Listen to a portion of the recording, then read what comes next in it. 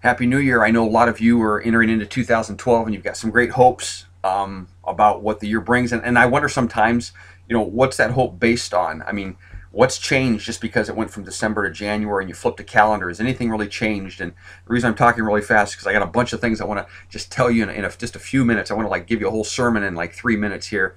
And so what's really changed? I mean, what the same temptations you had last year are going to have this year, and what's going to be different? And I'm gonna give you five wishes that I have for you for this year, for 2012. Five wishes, and it's based on Jesus being tempted in Matthew, where it talks about he went to the wilderness and he was tempted, and it says this: Jesus was led by the Spirit in the wilderness to be tempted, and it says that before he was tempted, he fasted for 40 days. So when Jesus was tempted, he was weak.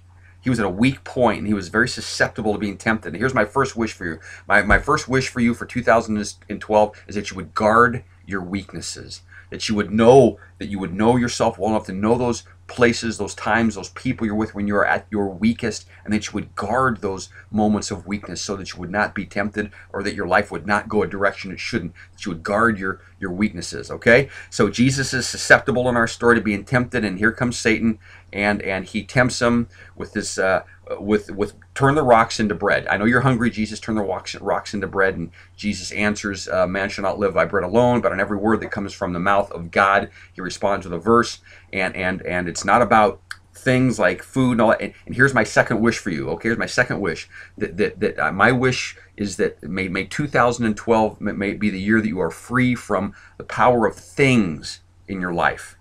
That things wouldn't have the same hold on you like they did last year. Because, man, we live in this world where things can have this tremendous hold on us. Don't we live in that world? And so that's my wish number two for you. And then the story goes on. The devil that took him up, and they were on top of the holy city looking down. And he said, just jump, and your angels will capture you. And Jesus answered, and said, don't put the Lord your God to the test. Don't test God. And my wish for you, my third wish for you is very similar.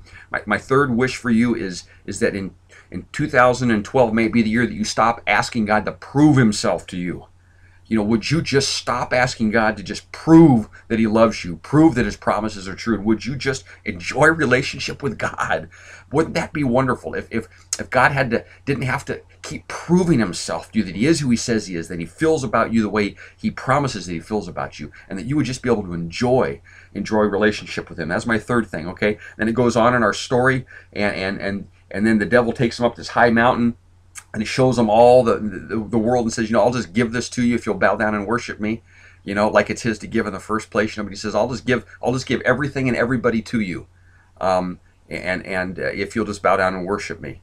And Jesus is going to say, away from me. But here's the fourth thing. Here's the fourth thing. May you realize in 2012 who really loves you. And here's what I mean by that. Who really loves you? Satan, right there, was willing to give you and I and everything else away, to give us away to win a bet with God. Now does that prove that he loves us?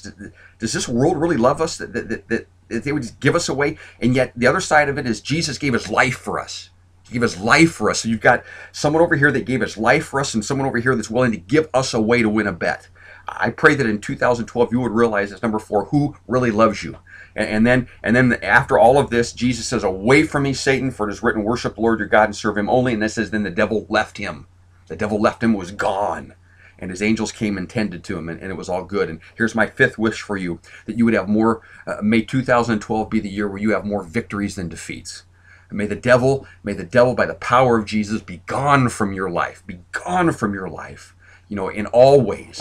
May you just experience, there's going to be setbacks and defeats, but may you experience more victories than defeats this year. May it be so in your life and in mine. And I got to throw in one extra one here, just number 6, because Jesus uses Scripture in all of those temptations to defeat Satan. May Scripture be more important to you in 2012 than it's ever been in your life. May you learn to rely on the truth of Scripture more than you have ever relied on it before. And I'm going to give you a verse. Write it down, 1 Corinthians 10, 13. I'm going to read it for you. This is out of the New International Version. May it be your verse for the year. It's going to be mine. No temptation has overtaken you except what is common to mankind, and God is faithful. He will not let you be tempted beyond what you can bear, but when you are tempted, he will also provide a way out so that you can endure it. No temptation is in itself big enough to overcome you, and God will always provide a way out through the power of His Spirit that lives inside of us when we have a relationship with Him. May 2012 be the greatest year of your life. Thank God it's Monday, but actually it's Tuesday.